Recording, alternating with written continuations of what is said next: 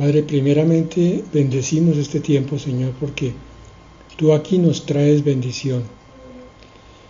Permite que nuestro corazón pueda ver, Señor, tus manos generosas en este momento derramando sobre nosotros entendimiento y bendición, Padre. Tú siempre lo haces. Te damos las gracias, colocamos este tiempo en tus manos, en el nombre de Jesús nuestro Señor. Amén.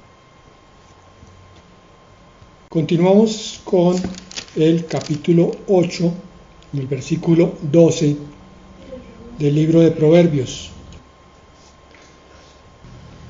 Yo, la sabiduría, habito con la cordura y tengo la ciencia de los consejos. El versículo nos está diciendo algo sobre una palabra que estudiamos la vez pasada, la cordura. Y la vez pasada entendimos, si nos acordamos bien, que la cordura es el discernimiento correcto y el juicio acertado sobre cualquier aspecto de la vida. La sabiduría principalísimamente nos da esa cualidad de poder juzgar las cosas desde la perspectiva de Dios, no de la nuestra, o sea, desde la perspectiva de la palabra. Muchísimos errores en nuestras decisiones han sido porque hemos considerado las cosas de abajo, solamente con la mirada de un ser humano simple y corriente. Pero el propósito de la enseñanza del Señor, de la instrucción del Padre a través de la palabra, es que aprendamos a ver las cosas como Él las ve, por consiguiente, a verlas con claridad en toda la verdad y de acuerdo a eso tomar entonces las decisiones y los juicios correctos. Un mal matrimonio, una relación de familia averiada, un negocio que termina por volverse un dolor de cabeza, una carrera que no me gustó, tantas cosas que son decisiones equivocadas. A la luz del crecimiento en la palabra podrían cambiar diametralmente y convertirse ya no en carga sino en bendición. Espero que estemos todos, eso me incluye a mí, entendiendo la profundidad, pero también la importancia de la sabiduría. No se trata solamente de decirle al creyente cristiano que tiene que leer la palabra porque es que tiene que leerla. No se trata solamente de que el cristiano se matricule en un estudio bíblico porque sí, sino que todo este conocimiento que vamos adquiriendo a lo largo de la vida cristiana tiene el propósito primeramente de bendecirnos, de hacernos más ricos en decisiones y por tanto en consecuencias de decisiones bien tomadas. El versículo 13 del capítulo 8 dice, y creo que nos vamos a centrar bastante en este: el temor del Señor es aborrecer el mal. Yo aborrezco la soberbia, ¿quién? La sabiduría. Aborrezco la soberbia, la arrogancia, el mal camino y la boca perversa. La sabiduría, digámoslo así, quita la soberbia. Cuando uno estudia más a fondo la palabra, se va volviendo más humilde y por tanto va entendiendo que no sabe nada. Eso lo hace cada vez más y más abierto y sabio para recibir el conocimiento que proviene de Dios. Y ustedes van a mirar que solamente el que es orgulloso es el que rechaza la sabiduría. Pero aquí quiero centrarme en esta parte donde dice el temor del Señor. Esa palabra la hemos visto repetidamente, pero creo que no la deberíamos considerar como algo que ya lo conocemos, sino que debemos cada vez profundizar más y más. Ustedes ya tienen la noción, yo también, de que el temor al Señor o del Señor es no miedo, sino respeto. Temer al Señor es reconocerlo a Él como figura primeramente de autoridad. Saber que es un Dios poderoso, un Dios que tiene la capacidad de bendecir, pero también de castigar. Eso incrementa mi respeto a Él. Pero mi temor maduro a Dios, o sea, el respeto a Dios, cuando estoy maduro, se corresponde con el entendimiento del amor de Dios. Digamos que empezando en el camino, uno teme al Señor más por el lado de la reprimenda, del castigo, de la disciplina. Pero en la medida que va adquiriendo sabiduría, va entendiendo el amor de Dios y por tanto ese respeto ahora se fundamenta en otra cosa. Es en el deseo de agradar a Dios y de no ofenderlo. Eso está directamente relacionado con lo que está en el versículo 22. Voy a leer rápidamente entonces del 14 al 21. Conmigo está el consejo, con la sabiduría, y el buen juicio. Yo soy la inteligencia y mío es el poder. Por mí reinan los reyes y los príncipes ejercen la justicia. Un gobernante sin sabiduría es una tragedia para su pueblo. Por el contrario, una bendición para aquellos que son gobernados es el gobernante sabio. El gobernante que ha buscado beber de la fuente del conocimiento. Y como sabemos que la fuente es la palabra de Dios, tendría que ser necesariamente un creyente. Un gobernante incrédulo, gobernante que está metido en una religión o que hace rituales de magia o de brujería para que las cosas le salgan bien, es un gobernante que no va a tomar decisiones adecuadas para el pueblo. Por mí dominan los príncipes y los gobernadores juzgan la tierra. Yo amo a los que me aman y me hallan los que temprano me buscan. Las riquezas y el honor me acompañan, los bienes permanentes y la justicia. Mejor es mi fruto que el oro refinado. Mis beneficios mejores que la plata pura. Por vereda de justicia guiaré por en medio de sendas de juicio, para hacer que los que me aman tengan su heredad y que yo llene sus tesoros. Leí todos estos versículos juntos porque ya hemos visto varias veces la insistencia del libro de Proverbios en adquirir sabiduría. Hermanos, realmente poniéndome la mano en el corazón, se los digo a ustedes con todo el sentir de lo más profundo del ser. No menosprecien esta invitación que hace la sabiduría a conocerla. Ojalá de este estudio bíblico resulten decisiones en cada uno de ustedes en el sentido de que van a estudiar más a fondo la palabra de Dios, pero con el propósito de conocerla a fondo, no de leerla por leerla. Porque conociendo la palabra van a conocer al dueño de la sabiduría.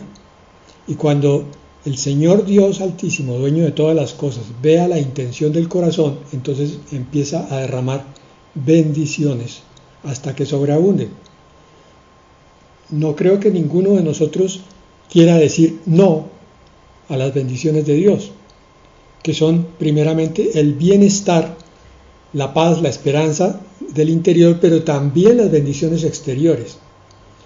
De hecho, son muchos los que llegan a la iglesia cristiana buscando una bendición material, externa, una sanidad, una solución de problemas económicos. Pero hoy nos damos cuenta que esa parte externa siempre es secundaria al crecimiento y a la bendición interna. Y eso se logran es con el verdadero conocimiento de la palabra de Dios, porque de otra manera lo opuesto es que el pueblo se pierde por falta de conocimiento, se pierde en decisiones absurdas, se pierde en pecados, en tentaciones, se pierde en trampas que pone Satanás, se pierde en el tiempo, en su tiempo, está perdiendo el tiempo. un cristiano que no busca el crecimiento interior, pues realmente no tiene mucho sentido en una iglesia, porque el propósito del Señor es llevarnos a una medida muy alta. Esta exhortación, desde el versículo 12 hasta el 21, la hemos encontrado por lo menos 5 o 6 veces y la vamos a seguir encontrando. Pero quería llegar rápido al versículo 22 porque lo vamos a relacionar con el temor al Señor. Versículo 22. El Señor me poseía en el principio. La sabiduría está diciendo esto. Ya de antiguo, antes de sus obras. Claro, no es posible separar a Dios de la sabiduría con la cual Él obra.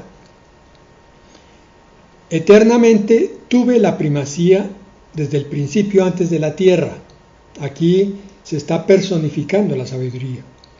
Fui engendrada antes que los abismos, antes que existieran las fuentes de las muchas aguas. Por favor, pongamos atención a esto que nos va a decir sobre la creación, porque de ahí vamos a sacar unas conclusiones importantes. Antes que los montes fueran formados, antes que los collados, ya había yo sido engendrada. Cuando Él aún no había hecho la tierra, ni los campos, ni el principio del polvo del mundo. Cuando formaba los cielos, allí estaba yo. Cuando trazaba el círculo sobre la faz del abismo. Cuando afirmaba los cielos arriba.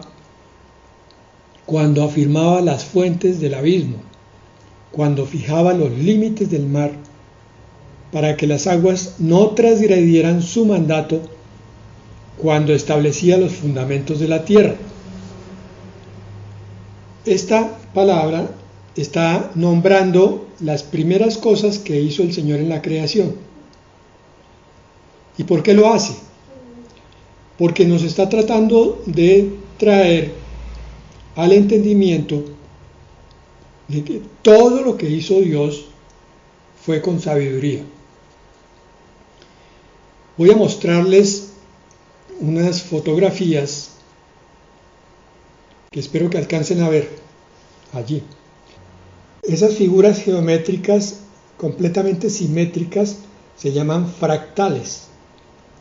Esos fractales o esas figuras corresponden a copos de nieve. Cada figurita que ustedes ven ahí es un copo de nieve. Son fotografías directas de copos de nieve.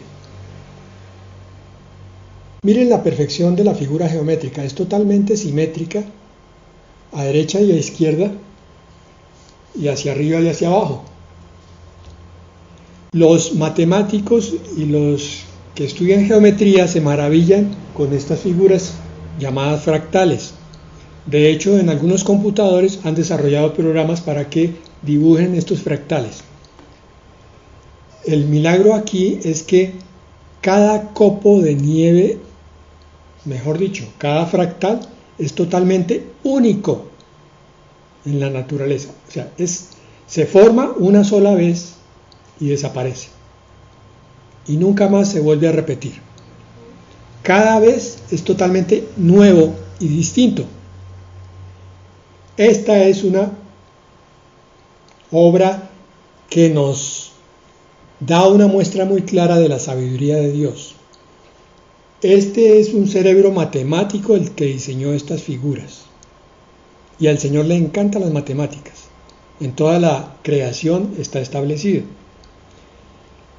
Consideremos otros ejemplos. Aquí nos hablaba afirmaba las fuentes del abismo y afirmaba los cielos arriba. ¿Se han puesto a pensar ustedes cuánta agua contiene la atmósfera en peso? Cuando hay un aguacero fuerte, pueden caer fácilmente 30 a 50 centímetros de lluvia cuando el aguacero es muy intenso sobre la tierra, pero 30 o 50 centímetros desperdigados por una superficie de varios kilómetros va a convertir a esa agua en toneladas de peso, y esa agua estuvo arriba sostenida, flotando en las nubes con semejante peso. ¿Cómo lo hace el Señor? Pues mediante la transformación de la materia, del estado gaseoso pasa al líquido. Y así es como se soporta eso. Pero ¿sí? ¿Qué pasaría si a alguien se le ocurriera pesar toda el agua que hay en la atmósfera? Es impresionante lo que ocurre. Consideremos el último ejemplo. Una célula llamada espermatozoide se une a otra célula llamada óvulo. El óvulo es muchísimo más grande que el espermatozoide, y de una forma misteriosa el espermatozoide logra penetrar al óvulo sin hacerle daño, logra romper un poquito de la membrana, y una vez que está adentro, entonces se juntan los dos ADNs, o sea, la carga genética del espermatozoide con la carga genética del óvulo, y ese óvulo se divide en dos, y pocas horas después se divide en 4, en 8, en 16 y en crecimiento geométrico hasta que se forma un embrión. Lo extraordinario de esto es que ese embrión guarda una simetría casi perfecta. Lo que vemos en el ser humano ya adulto: un ojo a la derecha y otro ojo a la izquierda, dos cejas, dos manos, con oposición perfecta de los dedos, los pulgares, completamente simétricos. Los biólogos y los embriólogos tratan de achacarle todo ese crecimiento a la información genética, pero nosotros como hijos de Dios sabemos que el Espíritu Santo es el que está detrás de toda obra creadora, transmitiendo el hálito de vida. Y para nosotros que conocemos algo de la palabra, sabemos que el Espíritu Santo está supervisando el crecimiento tanto de estos fractales, como del agua en la atmósfera, como de los embriones, para que terminen con esa simetría tan maravillosa. ¿Y a dónde quiero llegar con esta consideración, mis hermanos? Si el Señor se toma tan tremendo trabajo, porque esto es cuestión de una mente que se puso a analizar cantidades de factores en pro y en contra para tomar decisiones y dar la instrucción para que se forme tanto el copo de nieve como el embrión. Insisto, si el Señor se tomó tanto trabajo, que es lo que se nos está describiendo aquí el libro de Proverbios,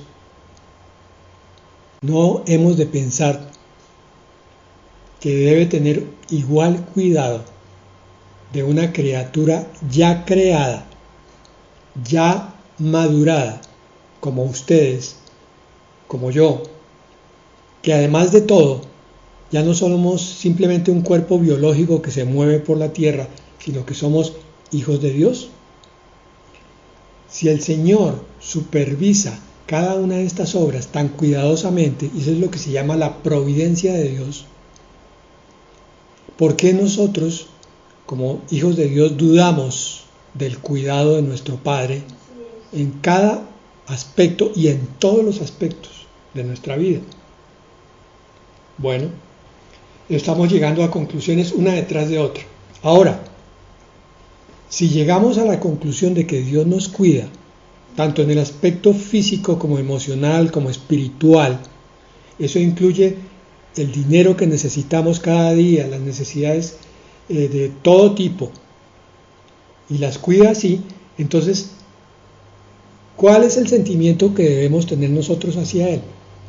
Pues yo digo, si entendemos esto en sabiduría, cualquier sentimiento menos miedo. Pero el principal de todos es gratitud. Y la gratitud es parte del amor. Entonces, lo que vemos es que el creyente sabio empieza a alabar a Dios dándole gracias. Bendito eres, Señor, porque tú me das el alimento, porque me das el techo, porque me das el vestido, porque me das la salud, porque me das la familia. Porque ese creyente ha entendido, tiene conocimiento está caminando en cordura, ha discernido. Pero ese conocimiento no le llegó porque sí, le llegó a través del estudio de la palabra y por la revelación que el Espíritu Santo hizo de esa palabra, que es lo que está haciendo ahora el Espíritu con nosotros. Nos está dando entendimiento desde las cosas más microscópicas hasta la maravilla del amor de Dios. Entonces, el respeto, ahora sí lo entendemos, el respeto al Señor es aborrecer el mal. El amor de Dios es aborrecer el mal, es aborrecer la soberbia, la arrogancia, el mal camino y la boca perversa que nos decía en el versículo 13 del capítulo 8. Y yo te invito, hermano, a que hagas el estudio dentro de tu corazón de esto que estás recibiendo ahora. O sea, que lo medites y no lo dejes pasar. Y lo tomes en cuenta para entender por qué tu vida cristiana tiene que ser cada vez mejor. Por qué tu vida cristiana tiene que ser más dedicada a este Creador maravilloso, al que ahora ya no llamamos Creador solamente, sino Padre. Porque al hablar de Padre estamos hablando de su amor con el cual nos cuida en todos los aspectos. De eso se trata la sabiduría. De empezar a entender quién es Dios, porque, entre paréntesis, yo les digo, podemos hacer todo el estudio de Proverbios siguiendo la lectura de uno por uno de los versículos y no llegar a ningún entendimiento. Puede que práctico en algunas cosas sí, pero no profundo a nivel espiritual, que nos amplíe el horizonte y nos abra el corazón en gratitud y en amor. Con todo y todo, Salomón, aparte de que se alejó del verdadero conocimiento de Dios, Salomón está ejerciendo en cada proverbio que está escrito aquí, junto con otros autores, el conocimiento de ese amor. Es lo que vamos a ir desmenuzando. Hermanos, la palabra toda es conocimiento para amor. Es una relación enriquecida cada vez más. Es que yo no puedo tener una relación con una persona y dejar estática, congelada esa relación. Mi relación tiene que crecer con la otra persona. Y esto también es una invitación para ti. Con quien vivas bajo el mismo techo, debe seguir esta pauta que estamos diciendo. Debe mejorar tu conocimiento de la otra persona. Valga decir como ejemplo, ¿por qué la otra persona se comporta de una manera que a veces a mí me molesta o me irrita?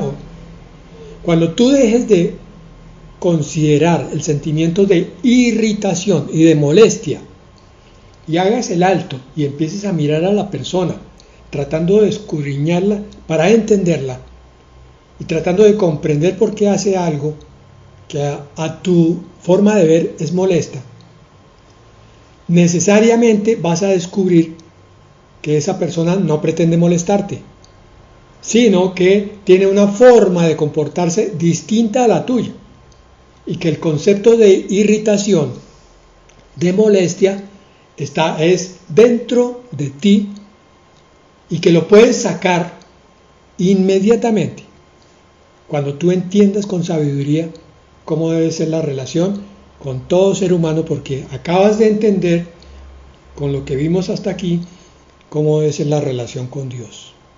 La relación con Dios, por eso, no es una relación religiosa, no es una relación mística, no es una relación filosófica, como algunos la ven, no es una relación de interés, al cual yo busco para que me dé todo lo que yo necesito, no es una relación de bombero o de abogado o de médico o de psicólogo porque me siento muy solo. No, es una relación con el Creador primeramente, pero con tu Padre Celestial, al cual tú puedes ir con un verdadero sentimiento de gratitud y de amor, acogiéndote a su abrazo permanente, Muchos son los creyentes, los cristianos, que no han sentido el abrazo de Dios porque no han estudiado la palabra. Como no la han estudiado, no han logrado discernir ese amor a través de lo que vimos, un fractal, un copo de nieve o un embrión, los ejemplos que pusimos aquí ahora. El amor de Dios te está esperando, hermano, pero el amor de Dios tiene que ser entendido, porque el problema con el amor de Dios es que es un sentimiento invisible con un ser invisible, y eso es lo que afecta a tu cabeza, a tu razón y a tu fe.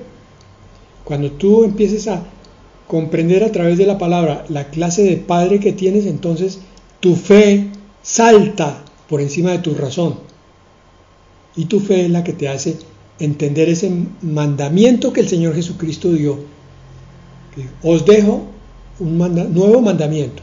Amarás al Señor tu Dios con todo tu corazón, con toda tu mente, con toda tu alma y con todas tus fuerzas. Cuando llegamos a esa palabra en forma religiosa, en forma intelectual, nos queda grande. Decimos, pero ¿cuándo voy a amar yo a Dios si no lo conozco, si no lo veo? ¿Cómo voy a hacer? Si me queda difícil amar a una persona que veo, bueno, es porque no hemos entendido la maravilla de la palabra, que nos muestra cómo es que Dios desarrolla el amor hacia Él en nosotros, cómo es que nos permite entenderlo. La próxima vez que veas algo en la naturaleza, una flor, una piedra, un ave, un pajarito, considéralo a la luz de lo que acabamos de ver y verás cómo inevitablemente surge una sonrisa en tu boca, porque tú ves esa maravilla cuando lo ves con ojos espirituales, como lo ve Dios, y lo único que haces es maravillarte y enternecerte. Maravillarte por ver la perfección de la obra de Dios y enternecerte porque el Señor te permite apreciar su amor de muchísimas maneras. Entonces en el versículo 32 continúa nuevamente invitando al pueblo. Ahora pues, hijos, escuchadme, bienaventurados los que guardan mis caminos. El camino de la sabiduría es bendición, es bienestar. El camino de la ignorancia es dolor, es desesperanza, es desesperación. Atended el consejo, sed sabios y no lo menospreciéis. Bienaventurado el hombre que me escucha, velando a mis puertas cada día, guardando los postes de mis puertas. ¿Ven? 2 veces el capítulo 8 dice bienaventurado, el que es sabio, el que busca sabiduría, bienaventurado. No lo está clasificando aquí ni de conocedor, ni de sabiondo, ni de intelectual, nada de esas cosas. Está diciendo que por el conocimiento llegan las bendiciones. Y yo puedo dar fe de eso, hermanos. Por el hecho, miren cómo son las cosas. El Señor me puso a predicar la palabra. Para mí ha sido una bendición impresionante. Porque cuando han venido momentos difíciles a nivel emocional o intelectual, cuando de pronto mi carne dice tengo pereza de estudiar, la parte moral y espiritual me dice tienes que predicar. Eso ha hecho que me tenga que obligar, así no me sienta dispuesto. Por fe andamos, no por emociones. Entonces yo tengo que predicar, me sienta bien o no, me sienta dispuesto o tenga pereza de toda clase, física o intelectual. Pero al superar ese obstáculo, porque me toca por fe responderle a Dios y responderle a mis hermanos, el Señor me ha bendecido. Con cada palabra que yo he predicado, Él me ha abierto un poco más el entendimiento. Y yo tengo que decir con Pablo lo que él dijo en el Nuevo Testamento: nadie sabe nada como debiera.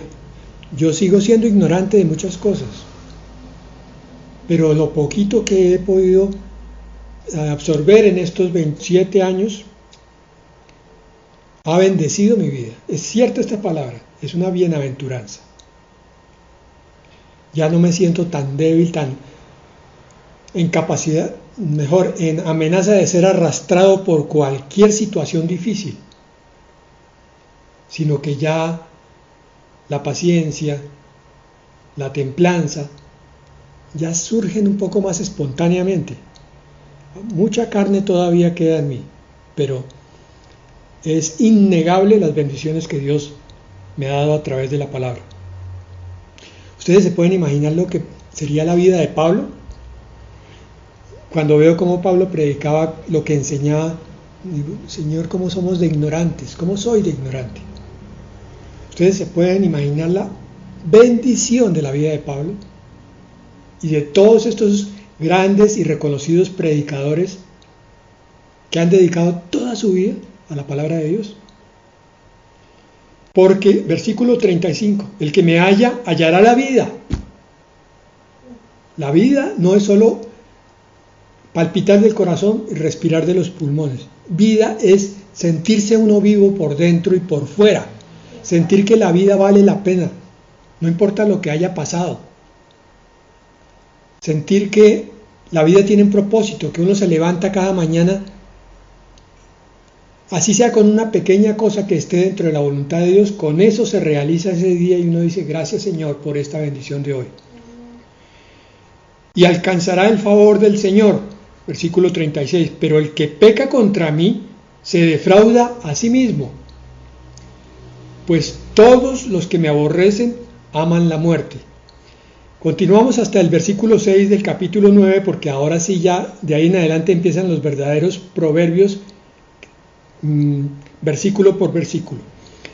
9.1. La sabiduría edificó su casa, labró sus 7 columnas, mató sus víctimas, o sea, preparó el alimento más bien, mezcló su vino y puso su mesa, envió a sus criadas y sobre lo más alto de la ciudad clamó, diciendo a todo ingenuo, ven acá. Y a los insensatos, venid, comed de mi pan y bebed del vino que he mezclado.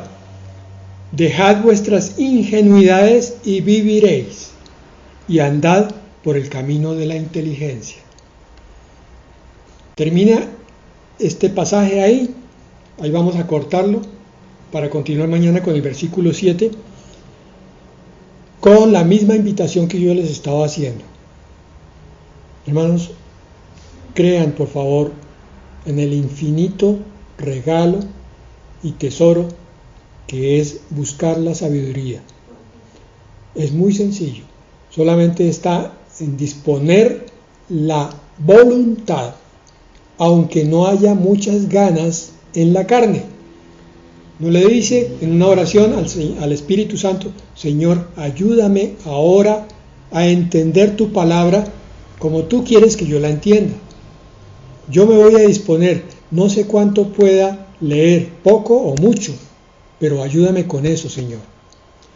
Y haz de esto una disciplina, que por lo menos un pequeño pasaje, una pequeña porción yo lea cada día y la entienda, para que eso enriquezca mi vida. Y tú, Espíritu Santo, después de que haya terminado de leer, ahora llévame sobre esa palabra para vivirla, para que no se me olvide, para que la bendición sea completa y no quede allí guardada. Bueno, hermanos, hoy era poquito pero sustancioso. Vamos a orar y vamos a bendecir este día especialmente, y a bendecir a todos y cada uno de los que están oyendo esta palabra, pero especialmente a la familia de Giovanni, porque si no estoy mal, hoy se está cumpliendo 1 año de la muerte de Giovanni. Padre, en medio de todas las cosas, Señor, bendecimos la vida que nos has dado. Hemos recibido heridas y golpes, pero en ti, Señor, se cumple la palabra de que todo obra para bien. Hoy nos acordamos, Señor, de nuestra hermana Joana, que está contigo, gozando de las delicias de la vida eterna, Señor.